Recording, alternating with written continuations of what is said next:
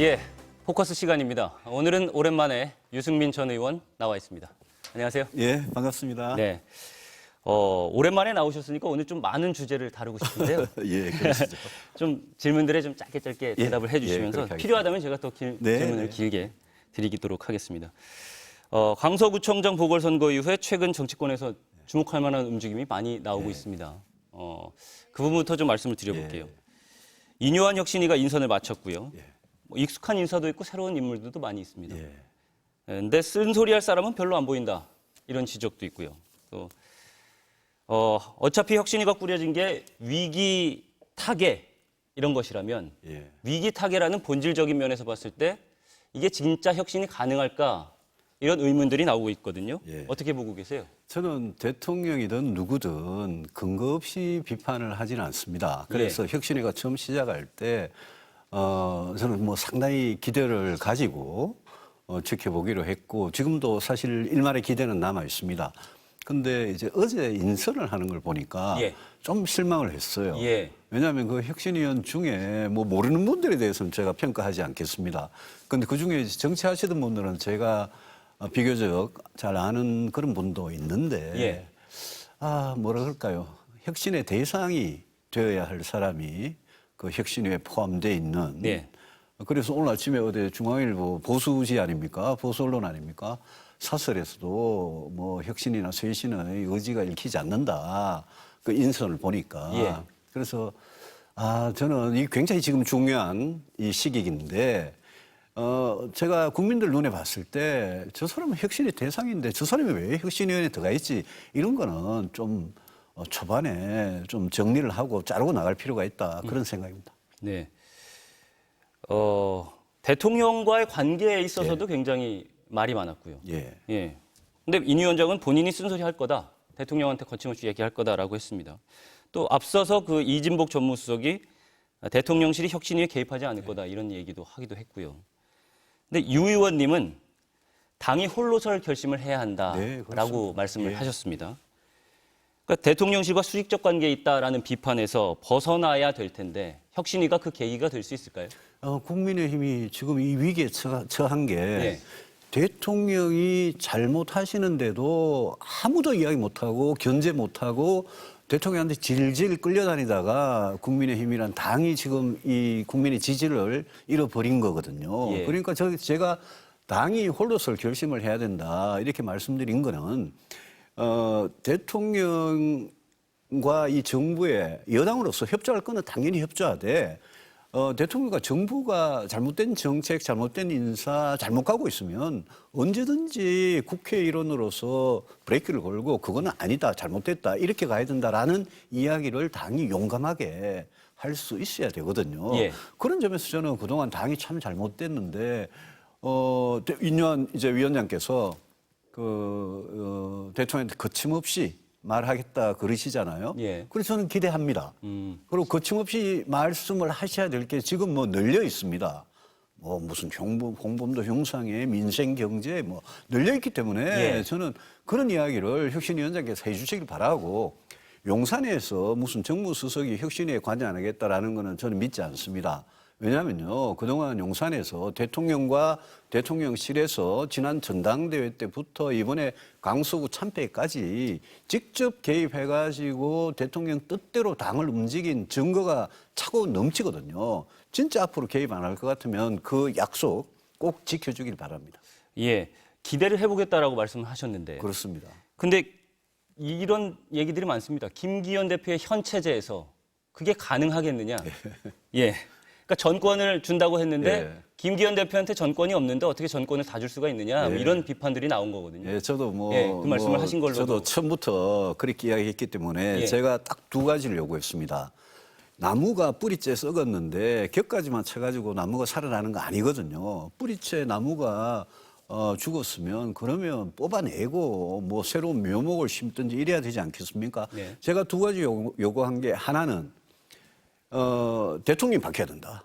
대통령의 인사, 소통, 정책, 그 오만과 독선과 불통, 대통령부터 바뀌고 대통령 국정에 전념을 하시라. 그리고 당에서 손 떼라. 이게 한 가지고 두 번째는 아까 말씀하신 대통령과 당의 수식적인 관계 이거 완전히 그냥 바꿔야 된다. 이 두 가지거든요. 예. 그래서 저는 혁신위가 이 두 가지를 할 수 있으면 저는 성공한다고 보고 방금 말씀하신 대로 김기현 대표 체제를 그대로 놔두고 무슨 혁신을 하느냐 이거 아닙니까? 예. 그리고 오늘 제가 자꾸 인용을 요즘 합니다마는 오늘 또 동아일보 보수 언론에서 김기현 대표가 물러나는 게 혁신의 출발이다, 시작이다 이렇게 또 쓰거든요. 예. 그 말이 뭐냐면 혁신위가 지금 당과 대통령 이 관계에서 양쪽이 다 잘못하고 있는 이런 문제에 대해서 혁신위가 정말 파격적인 아무 눈치도 보지 않고 그런 혁신의 목소리를 내주면 당이 이제 변화하기 시작할 수 있다. 그런데 이제 인용한 혁신위가 과연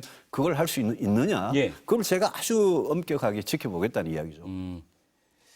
일단 가능성이 있다고 하셨고 지켜보겠다 하셨습니다. 가능성이 있다기보다 기대를 예. 한다는 거죠. 기대를 해보겠다. 알겠습니다. 왜냐, 지금 뭐 혁신위가 시작도 안 한 거를 비판부터 할 수는 없죠. 네. 근데 역대까지 지금까지 역사를 보면 혁신이라는 게 만들어져서 성공한 역사는 없었잖아요.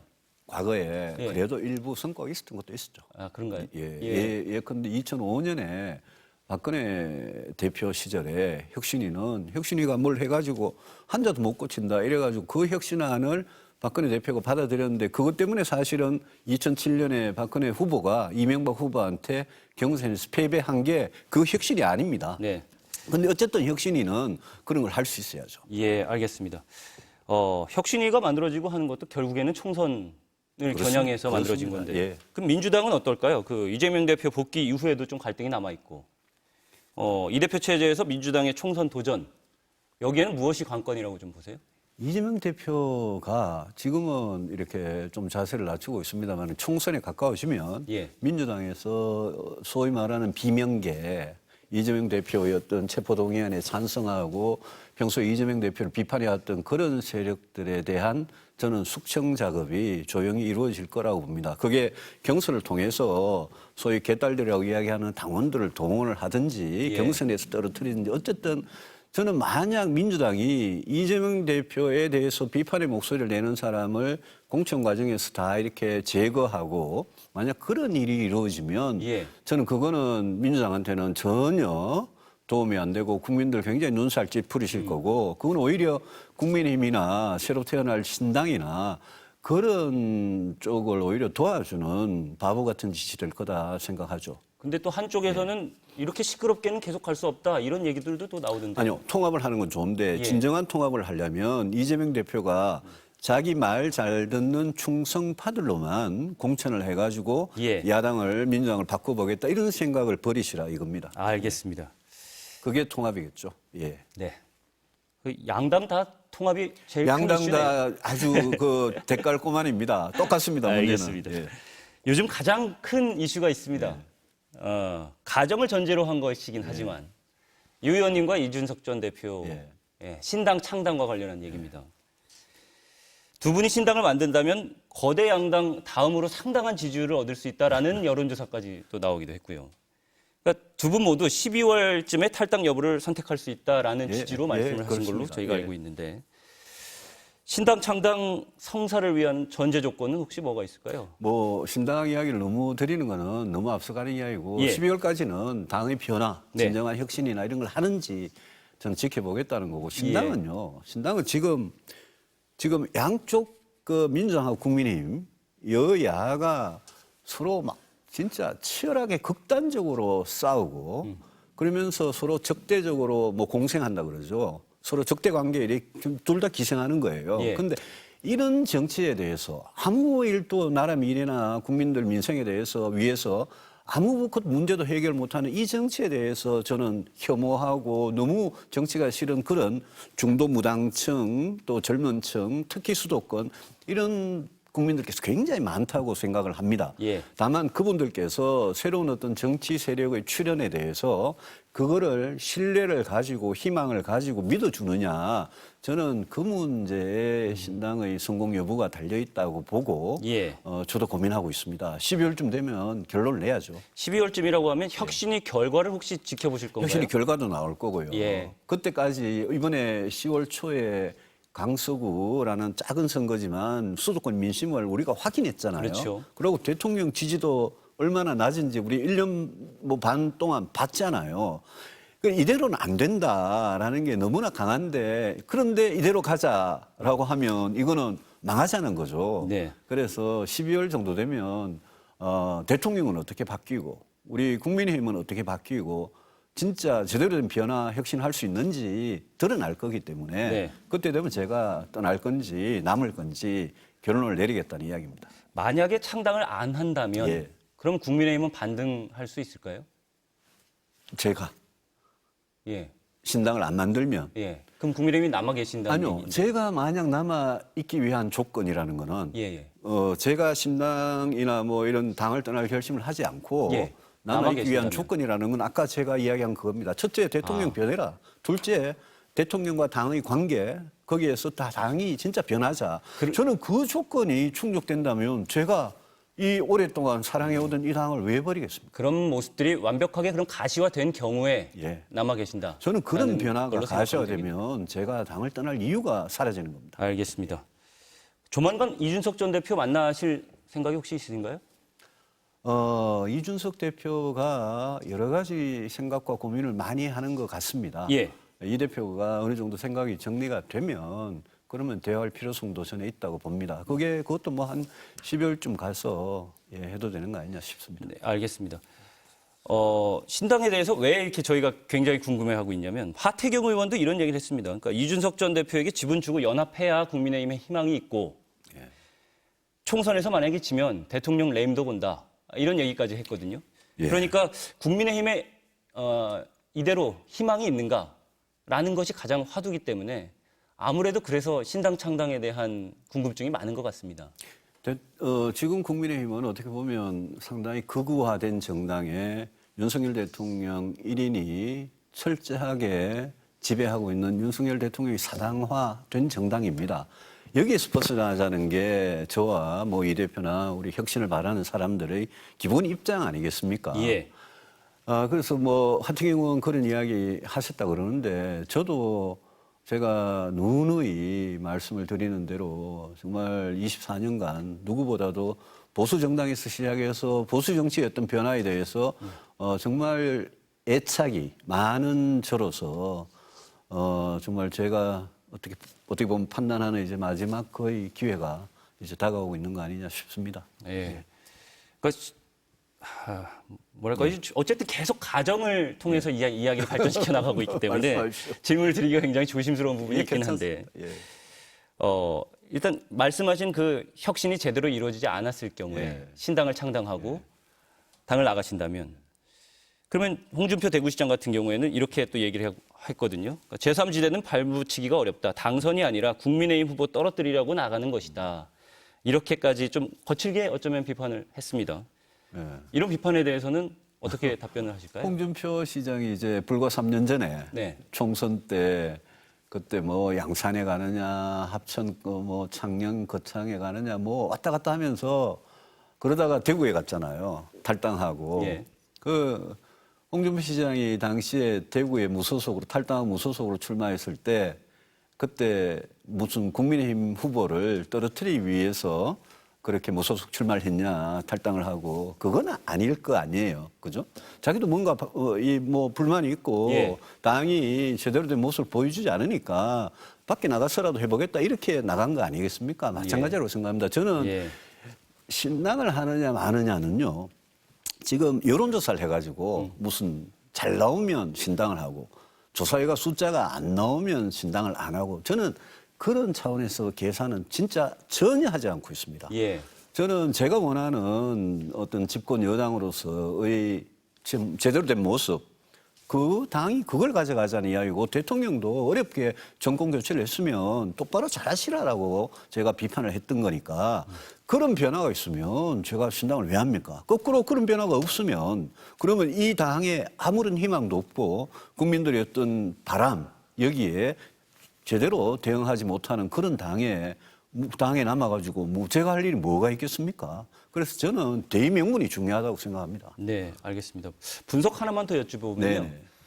신당이 만들어질 경우에 국민의힘을 표를 뺏어오는 것보다 오히려 민주당 표를 잠식할 것이다라는 여론도 많고요.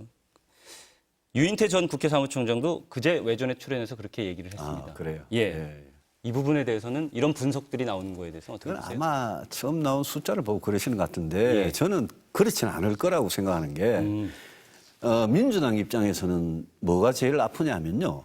지금 중도무당층이 상당히 있는데 중도무당층 중에 만약 1번, 2번 정당밖에 없을 경우에 그래도 민주당을 지지하겠다는 사람들이 상당히 많거든요. 예. 근데 그 표가 이제 그 중도무당층의 민심이 새로운 어떤 세력, 정치 세력한테 갈까봐 그게 두려운 거겠죠, 민주당은. 근데 기본적으로 지금 양극단의 어떤 정치에 대해서 혐오하고 새로운 어떤 정치 세력의 출현을 기다리는 국민들, 그게 주로 중도무당층이고 젊은 층이고 수도권이 많은데 저는 그런 분들이 꼭 민주당한테만 그렇게 뭐 이렇게 피해를 주고 불리해지고 그렇지는 않을 거라고 봅니다. 네. 방금 말씀드렸던 그 지지도에 관련된 분석이 화면에 나오고 있는데요. 아, 그렇습니까? 예. 뉴스토마토가 미디어 토마토에 의뢰를 해서 10월 21일부터 22일까지 조사한 여론조사입니다. 말씀드렸고요. 자, 이제는 이제 일반 현안으로 좀 넘어가 보겠습니다. 그러시죠. 예. 먼저 양평고속도로 얘기부터 좀 들어보고 싶은데요. 아직 특혜 의혹도 계속 가라앉지 않고 있고. 특혜의혹이 있죠. 해법이 좀 안 보이는 것 같습니다. 어떻게 해야 될까요? 양평고속도로는 KDI라는 뭐 저도 거기 출신입니다만 KDI라는 연구소에서 공정하게 예비타당성 조사를 해가지고 지금 양평군 그 양서면으로 가는 안이 거의 원안입니다. 근데 갑자기 강상면으로 바뀐 이 수정안에 대해서 국민적인 의혹이 제기되고 있고 저는 그런 의혹을 최근 국토부에서 뭐 강상면의 그 비용 편익 분석 결과가 강상면이 더 좋더라 이런 결과를 내놓는데 그건 이미 신뢰를 잃어버렸습니다. 그리고 대통령께서 지금 국민이 옳다고 그러잖아요. 국민들께서 이거 특혜 의혹 갖고 있는데 왜 수정안을 계속 밀고 있습니까? 저는 이거는 뭐 더 조사해 보는 거 뭐 그럴 수 있습니다만은 원안으로 간다면 근거가 확실히 있지 않습니까? 여타를 통과는 아니니까 그렇게 가면 될 문제인데 이런 거 하나를 좀 속 시원하게 이 대통령께서 결론을 내리면 그러면 저는 이 대통령이나 여당에 대한 지지도 올라갈 수 있다고 보는 거죠. 지금은 국토부 장관이 나서가지고 이 문제에 대해서 대응을 하고 있는데 그러면 대통령이 직접 나서서 결정을 해야 된다라고. 국토부 장관은 전면 백지화 선언한 사람 아닙니까? 그리고 그거 가지고 정쟁을 만든 당사자 아닙니까? 그렇죠. 그리고 그 사람이 총선에 나올지 안 나올지 몰라도 저는 이 문제는 아니 이 국정의 아주 중심 현안 비슷하게 되어 있는데 대통령께서 모른 척할 수가 없는 거죠. 또 특히 본인의 어떤 처가가 보유한 땅하고 직결되어 있는 문제니까 대통령께서 이건 오해받지 않게 원하는 대로 추진하라 한마디면 끝날 문제라고 생각합니다. 알겠습니다. 방금도 말씀하셨는데 대통령이 어쩐 강서구청장 선거 후에 이렇게 말씀을 하셨다고 이념이 가장 중요하다고 얘기를 했다가 선거 후에 이제 패배 후에는 이념 논쟁 멈추고 민생에만 집중하라라고 했습니다. 그래서 다시 떠오른 얘기가 또 홍범도 장군 흉상 이전 문제입니다. 그렇습니다. 그제였습니다. 그 순국 80 주기 추모식에도 갈등이 표출이 됐었는데 국방위원장 지내셨잖아요. 이 문제 어떻게 해결해야 되는지. 아니 뭐 제가 국방위에 오래 있었던 걸 떠나서 이 홍범도 장군을 위시한 5분의 독립전쟁 영웅 그 흉상은 원래 있던 자리에 그대로 갖다 놓으라고 대통령께서 한마디만 하시면 됩니다. 이념을 이야기하다가 갑자기 선거 지고 나니 민생을 이야기하는 것까지는 저는 좋은 변화라고 생각합니다. 다만 국민들께서 말뿐이기 때문에 어느 윤석열 대통령이 진짜 윤석열 대통령이냐 어느 말이 이념이냐 민생이냐 어느 게 대통령의 본심이냐에 대해서 아직 좀 반신반의를 하고 있는 상황 아니겠습니까? 이럴 때 홍범도 흉상 같은 거를 진짜 어떻게 보면 쾌도난마식으로 대통령께서 그 이념 논쟁 그런 거 쓸데없는 거 하지 말고 그게 국민의 목소리 아니냐.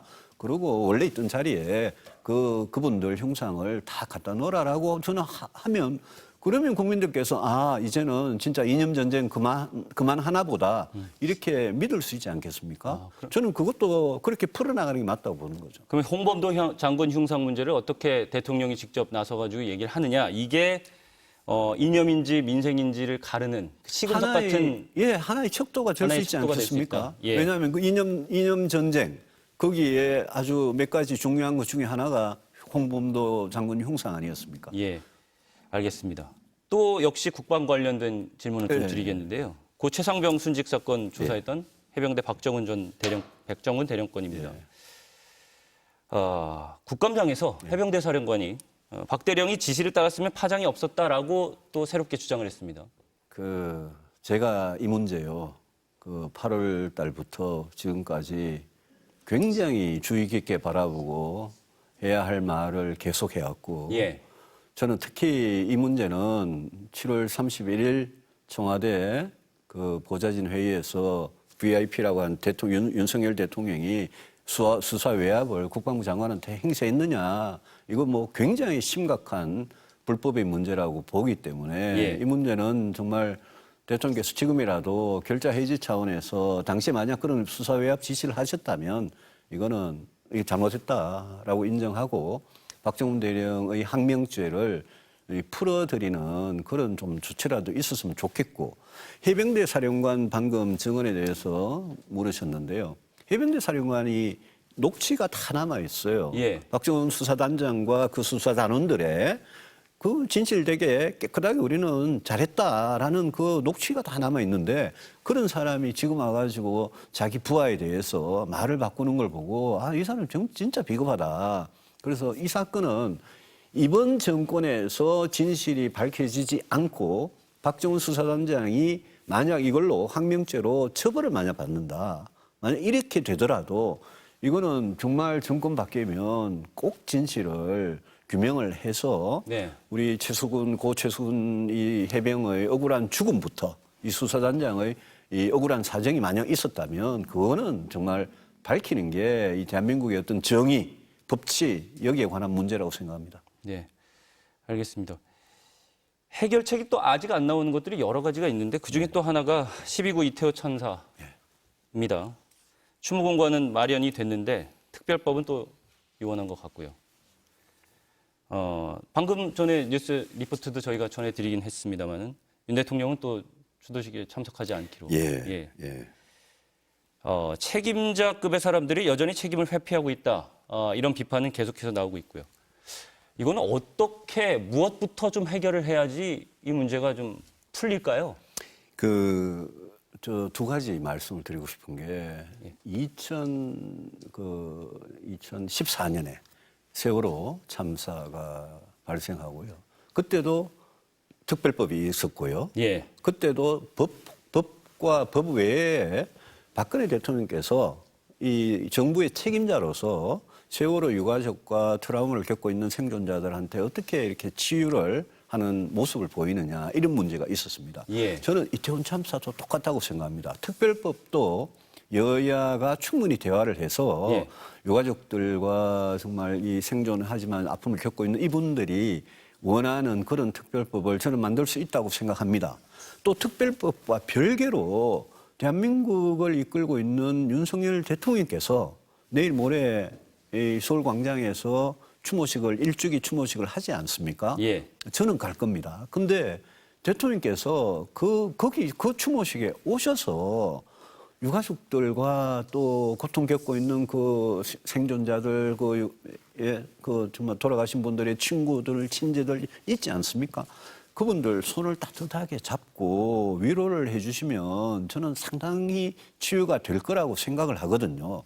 그리고 우리가 9년 전에 겪었던 그 세월호 참사, 그때 박근혜 정부 때 잘못했던 거를 또 여당이 잘못했던 거를 지금 똑같이 되풀이하고 있는 것 같아서 저는 굉장히 안타깝습니다. 그리고 이 문제에 대해서 좀 대통령께서 넓게 전향적으로 내가 국민들의 어떤 화해, 치유 이런 걸 위해서 내가 나서겠다. 이런 각오로 나서시면 저는 문제가 많이 풀릴 거라고 생각합니다. 뭐 지금이라도 이틀 남았으니까 지금이라도 그렇게 마음을 좀 바꾸시면 어떠냐 건의를 드리고 싶습니다. 근데 야사당이 참 주도하고 유가족들하고 함께 그렇게 주도하는 행사기 때문에 정치 집회의 성격을 갖는다라는 게 대통령실의 입장인데 그래서 참석을 못한다. 근데 야당 그 유가족 협의회에서 어제 이렇게 A4 2장으로 낸 입장문을 제가 꼼꼼히 다 읽어봤습니다. 예. 이분들이 서울시하고 추모식 장소를 가지고 처음에 협의가 안 돼가지고 그쵸. 야사당의 도움을 받은 거는 맞아요. 예. 그런데 그 다음에 서울시하고 문제가 해결이 됐어요. 그래서 지금은 야사당하고 도움을 받지 않고 유가족 협의하고 시민대책회의가 자기들이 주관을 한다는 거고 또 국민의힘 의원들한테 일일이 의원회관에 가서 일일이 방을 다 돌면서 초청장을 다 보낸 겁니다, 지금. 그래서 제가 그걸 다 읽어보니까 그런 오해를 할 만한, 용산이 오해를 할 만한 구석이 있었던 건 사실이지만 지금 그렇다고 해서 지금은 유가족 협의회가 자기들이 진짜 추모하는 그런 행사로만 정치적으로 이용하지 않는 행사로만 하겠다고 그러는데 그걸 굳이 그렇게 중간 과정에 대한 약간의 오해 때문에 생긴 문제를 가지고 예. 추모 안 하겠다. 만약 그거만 없었으면 그러면 추모 갈 수 있다는 뜻 아니었겠습니까? 예. 그렇게 할 필요 없다고 봅니다. 근데 오해라고 말씀은 하셨는데 민주당에서는 그러면 주최 측에 국민의힘도 포함하면 될 거 아니냐. 그렇게 하든지 예. 아니면 정당은 정치하는 사람들이니까 5개 정당은 국민의힘까지 아예 다 공동 주관에서 빼고 유가족 협의하고 순수한 시민 대책회의 거기에만 주관을 하는 게 저는 그게 이 추모식의 취지에 맞다고 보는 거죠. 그러니까 이런 비판이 있어서 다시 질문을 드린 건데요. 네. 야사당이 주최하는 집회에 왜 굳이 대통령이 그렇게 꼭 안 와야 된다라고 생각을 하느냐. 야사당이 주최하는 것이니까 이건 정치 집회의 성격을 띈다. 그래서 가지 않겠다라고 하는 이 흐름이 생각의 흐름이 이게 달리 생각할 수도 있는 거 아니냐. 근데 야사당이 공동 주최를 하겠다고 중간에 한번 그렇게 된 계기가 추모식의 공간 때문에 그래 된 건데 공간 문제가 서울시하고 해결되고 나니까 그 유가족 협의회는 더 이상 야사당하고 공동 주최 안 한다라고 분명히 이야기를 하고 그리고 대통령께서 참석해 달라 이렇게 요청을 하고 있는 거거든요. 근데 그러면 야사당이 할 수 있는 하는 데에 그냥 참석해도 되는 거 아닐까요? 그래도 되죠. 그래도 되는데 그렇게 되면 거기에 국민의힘은 쏙 빠지잖아요. 좀 이상하잖아요. 아까 말씀하신 대로 정치 집회의 성격이다라고 그렇죠. 판단할 그러니까 수 있다는 여야가 이런 참사 앞에 여야가 여당은 빠지고 야당이 공동 주최하는 거는 모양이 누가 봐도 조금 이상하긴 하잖아요. 그래서 정치색을 완전히 빼고 하겠다고 하시니까 그 말을 믿고 참석하시면 된다. 저는 그렇게 보는 거죠. 예, 알겠습니다. 경제 문제 좀 볼까요? 워낙 경제통이시니까. 네. R&D 예산 아주 많이 깎아서 걱정하는 분들이 많고요. 그렇습니다. 네. 중동, 그러니까 우크라이나, 러시아 전쟁과 같이 어쨌든 외부에서 일어난 변수들은 계속해서 생겨나고 있습니다. 유가는 계속 또 오르고 있고, 주가는 또 떨어지고요. 그러면 경제 전문가이신 의원님께서 만약 지금 경제 사령탑이 된다고 하신다면 어떤 부분부터 신경 쓰실 것 같아요? 저는 IMF 위기 같은 위기가 터지지 않도록 관리해 나가는데 제일 주력을 하겠습니다. 그리고 지금 고금리이긴 합니다만은 아직 물가가 안 잡히고 있거든요. 그 물가가 서민생활에는 뭐 굉장히 중요한 거니까 물가, 일자리 이런 서민생활의 고통을 해결할 수 있는 이런 부분에 뭐 거의 매달릴 것 같고요. 제가 아까 IMF 위기라고 이야기한 거는 기업과 가계에 그동안 누적된 부채 중에 그중에 만약 상당 부분이 부실화가 갑자기 빠른 속도로 만약 일어나면 그러면 그거는 걷잡을 수 없는 위기가 오는 거거든요. 지금 언론에서도 그런 부분을 주목하고 있는데 제가 오래전부터 가계와 기업의 부채 중에 갑자기 부실화돼 가지고 대량 부도 사태가 발생하면 그게 대량 실업으로 이어지고 그럼 우리 경제는 뭐 걷잡을 수 없는 마이너스 성장으로 간다. 그게 IMF 위기였다. 그런 게 다시 발생하도록 하지 않도록 하는 거는 그거는 정부가 얼마나 이 위기 관리 능력이 있느냐의 문제거든요. 그래서 그게 중요하다고 생각하고 R&D 예산 말씀하셨으니까 제가 며칠 전에 앵커께서 항공우주 전공하신 걸로 알고 있는데 며칠 전에 항공우주하고 물리천문이 전공하는 대학생들, 이 회장들을 제가 만나서 이야기를 들어봤는데 이 R&D 예산 삭감은 이거는 윤석열 정부가 내년 예산에서 굉장히 잘못한 거라고 생각하고요. 이거는 지금 국회에서 여야 할 것 없이 그중에 꼭 살려야 되는 예산, R&D 예산, 그거는 국회 심의 과정에서 11월, 12월에 꼭 좀 살릴 수 있도록 해줬으면 좋겠습니다. 네. 말씀하신 것 중에 제가 궁금해서 그런데요. 이대로 가면 IMF 같은 최악의 상황이 올 가능성이 좀 크다고 보십니까? 그냥 이대로 계속 진행된다고. 우리가 위기를 겪은 게 예. 70년대 1, 2차 석유 파동 위기 겪었고요. 예. 90년대 말에 IMF 위기 겪었고 2000년대 말에 금융위기를 겪었는데 금융위기 그거는 미국의 위기였습니다. 그게 우리한테 충격을 준 거죠. 예. 그리고 미국과 유럽의 위기였으니까 우리 안에서 폭발한 그런 위기는 아닙니다. 네. 저희가 제일 조심해야 되는 게 우리 내부의 문제 때문에 위기가 폭발하는 거, 그거를 막아야 됩니다. 네. 그게 IMF 위기였거든요. 지금 상황이 가계와 기업의 어떤 뭐 국가 부채에 대해서도 많이 걱정하지만 훨씬 더 큰 걱정은 가계와 기업의 부채고 그 부채 중에 기업 같은 경우에는 뭐 10곳 중에 작년에 10곳 중에 4곳 정도의 회사가 기업이 시큰 돈 벌어가지고 영업이익으로 이자 비용도 못 갚는 이런 상태에 지금 처해 있거든요. 그래서 옥석을 구분해가지고 구조조정을 해가지고 살릴 기업은 살리고 이렇게 정리해야 될 구조조정해야 될 기업은 하는 게 굉장히 중요하죠. 알겠습니다. 12월까지라고 말씀을 하셨는데 이제 시간이 다 돼가지고요. 예. 의원님 뭐 여러 가지 의견들 너무 다양한 얘기를 나눠주셨는데 의견들 감사하고 앞으로 12월까지 어떤 행보를 보이실지 깊이 지켜보도록 고민해서 정치하는 사람으로서 부끄럽지 않게 네. 우리 나라와 국민만 보고 제 처신을 하도록 그렇게 약속을 드립니다. 예, 알겠습니다. 말씀 잘 들었습니다. 고맙습니다. 감사합니다. 예, 잠시 광고 보고 다시 오겠습니다.